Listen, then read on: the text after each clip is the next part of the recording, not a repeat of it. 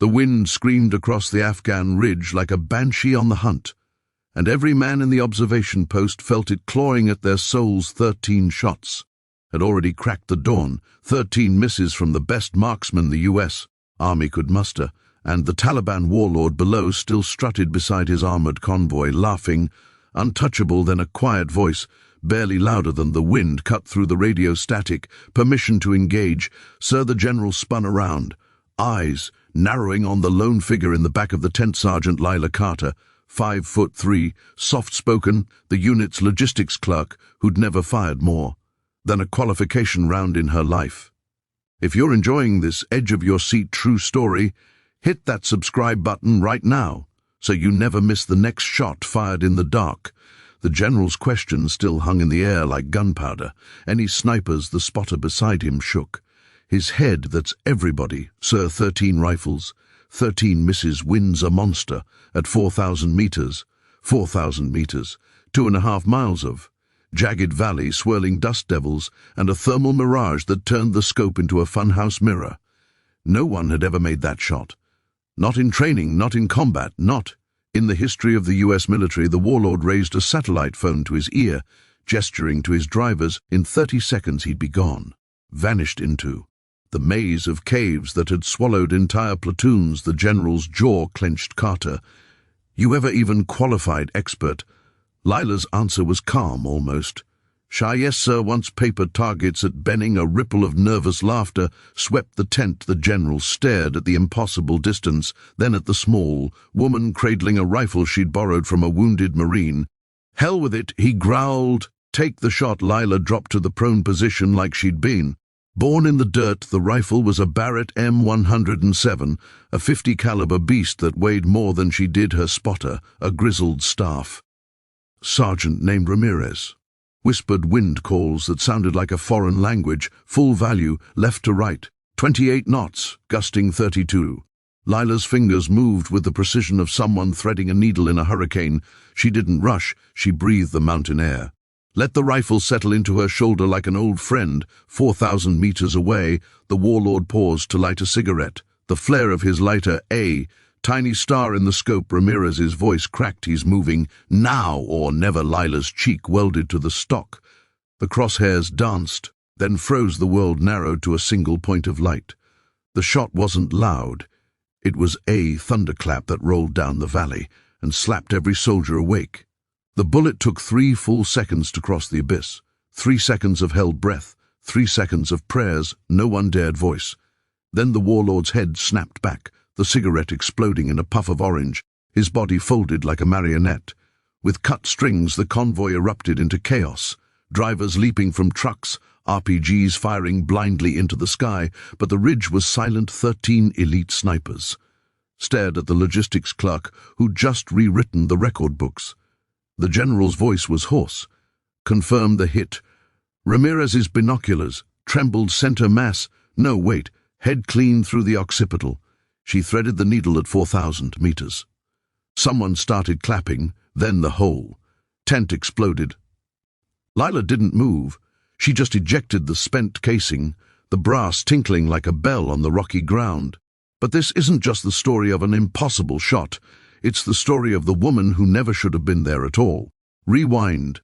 18 months. Lila Carter enlisted at 17, a runaway, from a trailer park in rural Ohio, where the only thing louder than the arguments was the silence that followed her father, a disabled veteran, taught her to shoot cans off a fence post with a .22 before she could spell her own name. "Quiet wins wars, baby girl." He'd slur, whiskey on his breath. "Loud gets you." Killed, she joined the army to escape, expecting to push papers and count beans instead. She landed in a forward operating base where the bean counting came with mortar fire. The snipers mocked her, called her paper doll, laughed when she asked to observe. Range days she watched, learned, memorized dope charts like scripture. When the unit's top shooter went down with a shattered femur, the armorer handed her the Barrett just to clean it. She dry-fired it for hours in the motor pool, tracing bullet arcs in her mind until the weapon felt like an extension of her heartbeat. The night before the shot, Lila sat alone on a crate, Writing a letter she never meant to send Dad, it began, "If you're still alive, I finally understand what you meant about quiet." She folded the paper, tucked it into her pocket, and went to sleep under a sky bleeding stars the next morning. The general's voice crackled over the net. "We need eyes!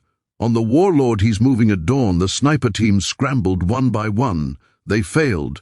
The wind betrayed them. The mirage mocked them. The distance laughed.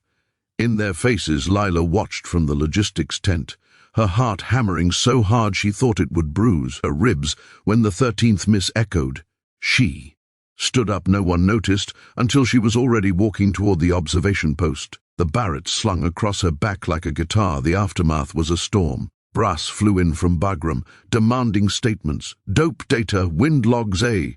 JAG officer grilled her for 6 hours. "How does a supply clerk thread a shot no Delta operator has ever made?" Lila's answer was simple. "I saw the wind in the grass. I felt the bullet before I fired it."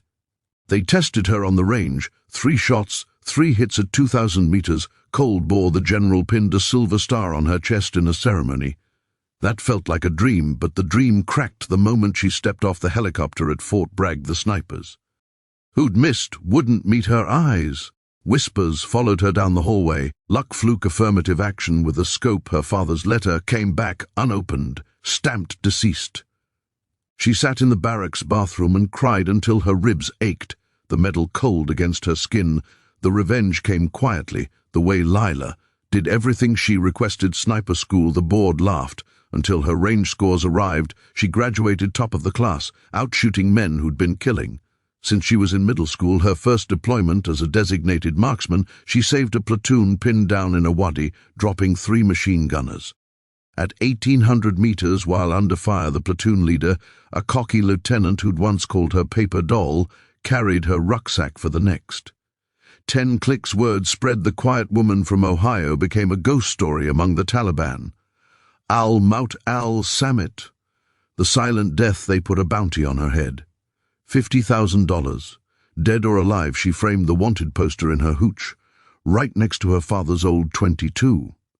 Years later, long after the warlord's convoy rusted in the valley, Lila stood on that same Afghan ridge with a group of new snipers. The wind still screamed, but now it sounded like home. She pointed to the exact spot where the warlord had fallen, 4,000 meters away, just a shimmer on the horizon winds. "The same," she said. "Difference is, you have to become the wind." One kid, barely 19, asked the question. Everyone still whispered, "Ma'am, was it really you that shot?" Lila smiled, the first real smile in years. She pulled the spent casing from her pocket, the same one that had tinkled on the rocks that dawn. "Son," she said, pressing it into his hand, "the mountain doesn't lie. The legacy wasn't the medal or the record. It was the letter she finally wrote to her father's grave, mailed to the VFW in Ohio. You were right. Dad, quiet wins wars, but sometimes quiet has to roar." She signed it, "Your daughter, Sergeant Lila Carter." U.S. Army sniper. The postmaster, a Vietnam vet with shaking hands, read it aloud at the bar that night. Grown men cried into their beers somewhere. A young girl in a trailer park heard the story and picked up her first rifle. The cycle continued. Quiet, deadly, unstoppable. So that's the true story of the shot that shouldn't have been possible, the woman who shouldn't have been there, and the legacy that outlived them both. From the dust of Afghanistan to the halls of the Pentagon, Lila Carter proved that the deadliest weapon isn't the rifle, it's the will to pull the trigger when everyone else has given up. Now I want to hear from you. From which part of the country are you watching this video? Drop your state in the comments below. Let's see how far this story has traveled.